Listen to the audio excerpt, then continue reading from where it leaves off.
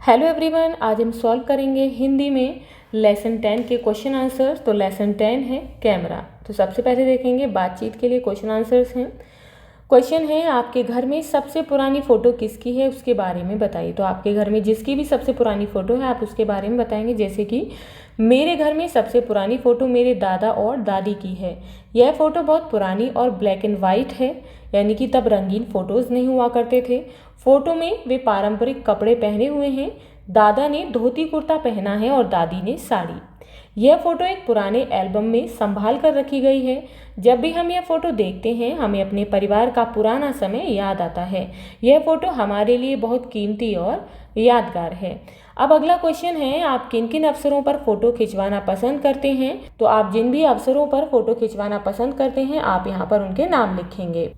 जैसे कि मैं जन्मदिन, त्योहार, छुट्टियों, स्कूल कार्यक्रमों और जब नया कपड़ा पहनता हूँ तब फ़ोटो खिंचवाना पसंद करता हूँ।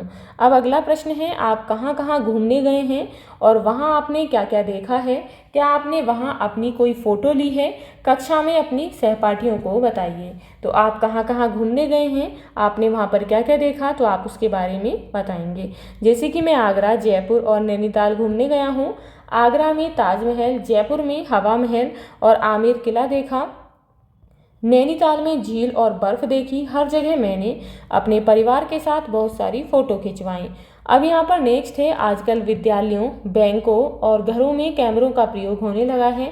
आपके अनुसार ऐसा क्यों हो रहा है। तो आंसर होगा, आजकल विद्यालयों, बैंकों और घरों में कैमरों का प्रयोग सुरक्षा के लिए किया जा रहा है। कैमरे से हर गतिविधि पर नज़र रखी जा सकती है। इससे चोरी, गलत काम या हादसे को रोका जा सकता है। कैमरे की मदद से सब कुछ रिकॉर्ड हो जाता है, जिससे ज़रूरी समय पर मदद मिलती है। अब यहाँ पर नेक्स्ट है, पाठ के भीतर निम्नलिखित प्रश्नों के उपयुक्त उत्तर पर सही का चिन्ह लगाइए।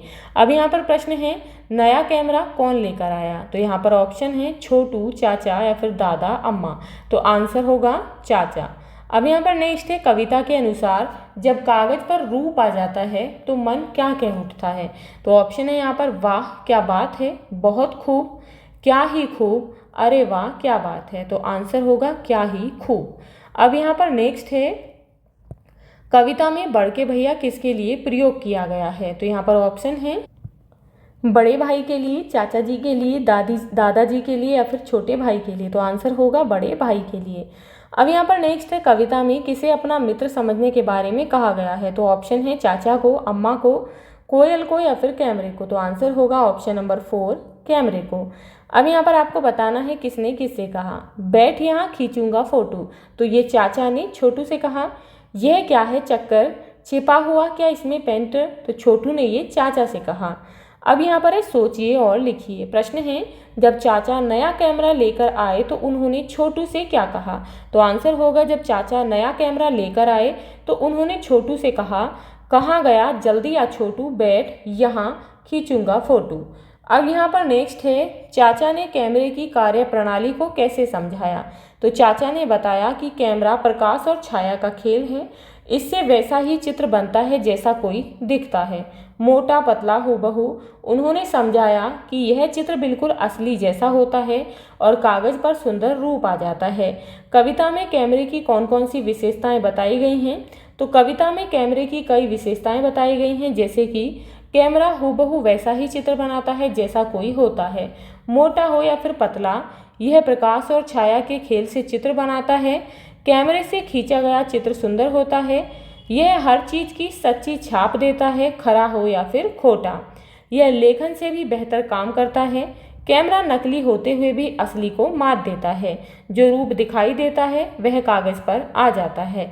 तो ये जो है कैमरे की विशेषताएं हैं। अब यहाँ पर नेक्स्ट है, यह क्या है चक्कर छिपा हुआ, क्या इसमें पेंटर। यह पंक्ति किसके द्वारा कही गई है और क्यों। तो इसका आंसर होगा, यह पंक्ति छोटू ने कही थी। उसने कैमरा पहली बार देखा था और उसे समझ नहीं आया कि उसमें से चित्र कैसे निकलता है। उसे ऐसा लगा जैसे उसमें कोई चित्र पहले से पेंटर की तरह छपा हुआ है, इसीलिए उसने आश्चर्यचकित होकर यह पंक्ति कही। अब यहाँ पर नेक्स्ट है, कविता के आधार पर रिक्त स्थानों की पूर्ति कीजिए। तो यहाँ पर फर्स्ट है, नया कैमरा चाचा लाए, दरवाजे से ही चिल्लाए।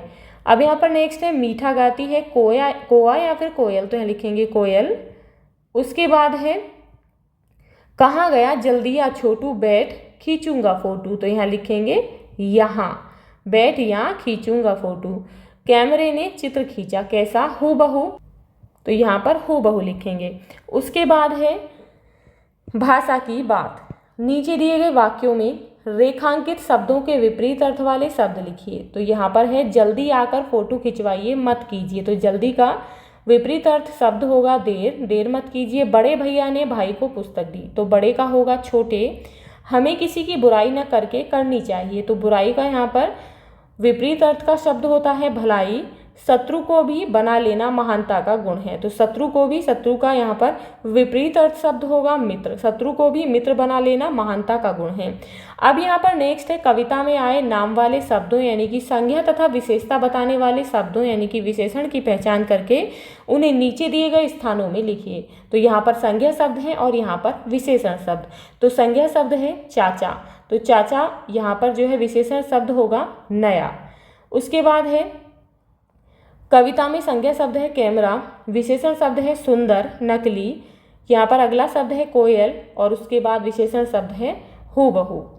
अब यहाँ पर नेक्स्ट है नीचे पहिए में कुछ वर्ण और मात्राएं दी गई हैं, इनका प्रयोग करते हुए नए नए शब्द बनाइए, जैसे कि चाचा खेल आदि।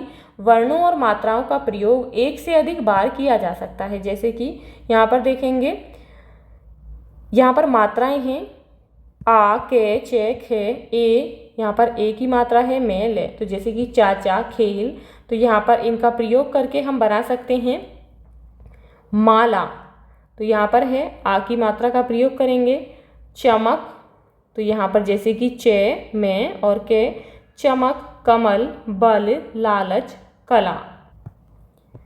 अब यहाँ पर नेक्स्ट है शब्द खेल, तो यहाँ पर जो है नीचे दी गई वर्ग पहेली में पारिवारिक संबंधों का बोध कराने वाले शब्द छिपे हैं, उन्हें खोजिए और लिखिए। तो इसमें जो है बहुत सारे शब्द हैं, जैसे कि यहाँ पर देखेंगे चाची, उसके बाद यहाँ है मामा, यहाँ पर है पिताजी, यहाँ पर है दादी, उसके बाद यहाँ है दादा, उसके बाद यहाँ है मामी, यहाँ है दीदी, ताऊ, यहाँ पर देखेंगे यहाँ पर है नाना, नानी, मौसी, बुआ, यहाँ पर है ताई, यहाँ है भैया, यहाँ है माता, यहाँ है जीजा। तो इस तरीके से जो है आप यहाँ पर छांटेंगे और लिखेंगे चाची, मामा, मामी, नाना, नानी, मौसा, मौसी, चाचा, माता, पिता, भैया, दीदी, दादा, दादी, ताऊ, ताई, बुआ। तो आप यहाँ पर जो है इसमें से छांट कर पारिवारिक संबंधों के नाम लिख लेंगे। अब यहाँ पर नेक्स्ट है समान तुक वाले शब्दों पर सही का चिन्ह लगाइए। तो जैसे कि फर्स्ट है मित्र, तो मित्र का समान तुक वाले शब्द हैं चित्र और इत्र। उसके बाद है मेल, तो मेल का होगा रेल और खेल। नेक्स्ट है वैसा, तो यहाँ पर होगा कैसा। लाए, तो लाए का होगा आए और खाए। अब यहाँ पर नेक्स्ट है कविता से आगे। हमें सेल्फी लेते समय क्या क्या सावधानी रखनी चाहिए, कक्षा में सहपाठियों के साथ अपनी बात रखिए। तो सेल्फी लेते समय सड़क पर या फिर किसी ऊंचाई वाली जगह पर ध्यान रखें, मोबाइल को हाथ से मजबूती से पकड़ें। कभी भी चलते समय सेल्फी न लें। खतरनाक जगहों जैसे कि रेल की पटरी, नदी, पहाड़ी पर सेल्फी ना लें। दूसरों को परेशानी न हो इसका ध्यान रखें। अब यहाँ पर अगला प्रश्न है, प्राचीन समय में जब कैमरा नहीं था तब चित्र कैसे बनाए जाते थे। तो प्राचीन समय में जब कैमरा नहीं था तब चित्र हाथ से बनाए जाते थे। चित्रकार कागज, कपड़े, दीवारों या पत्तों पर रंगों और ब्रश की सहायता से चित्र बनाते थे। अब यहाँ पर अगला प्रश्न है, आँख भी एक कैमरे की तरह काम करती है, क्या आप इस बात से सहमत हैं। इस विषय पर कक्षा में चर्चा कीजिए। तो हाँ, मैं सहमत हूँ। हमारी आँखें कैमरे की तरह काम करती हैं। जैसे कैमरा किसी दृश्य को कैद करता है, वैसे ही आँखें भी किसी दृश्य को देखकर दिमाग में छवि बनाती हैं। आँखों की पुतली कैमरे के लेंस की तरह काम करती हैं। जब रोशनी आँख में जाती है तो हम वस्तुओं को देख पाते हैं।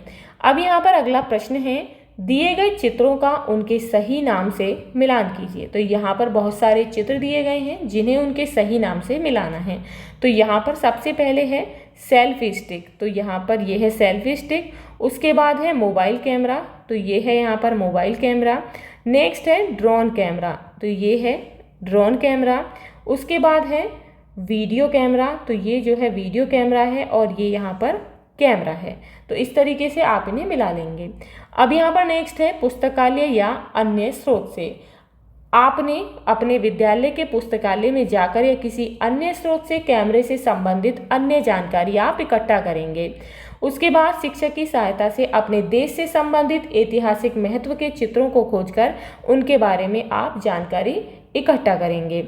अब यहाँ पर नेक्स्ट है कविता मंचन।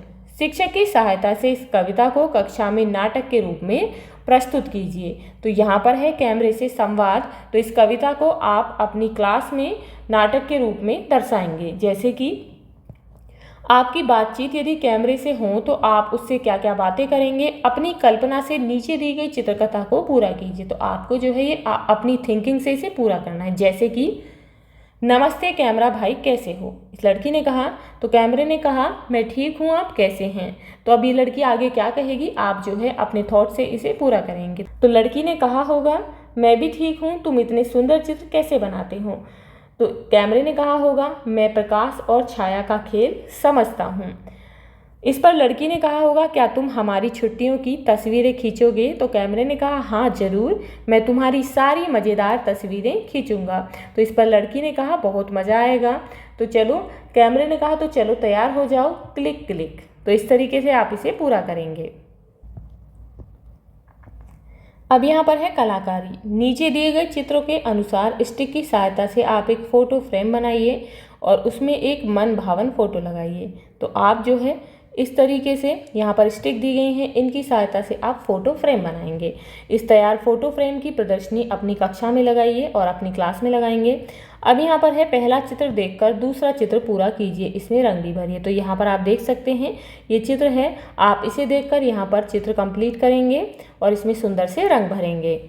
तो ये थे आपके लेसन 10 के क्वेश्चन आंसर्स। आई होप आपको समझ आ गए होंगे। तो यदि आपको इस लेसन से रिलेटेड कोई भी डाउट है, कोई भी क्वेरी है, तो आप मुझे कमेंट बॉक्स में कमेंट करके बता सकते हैं। तो मिलते हैं नेक्स्ट वीडियो में नेक्स्ट चैप्टर के साथ। If you like this video please like and share, and if you are new on this channel please subscribe the channel. Thank you.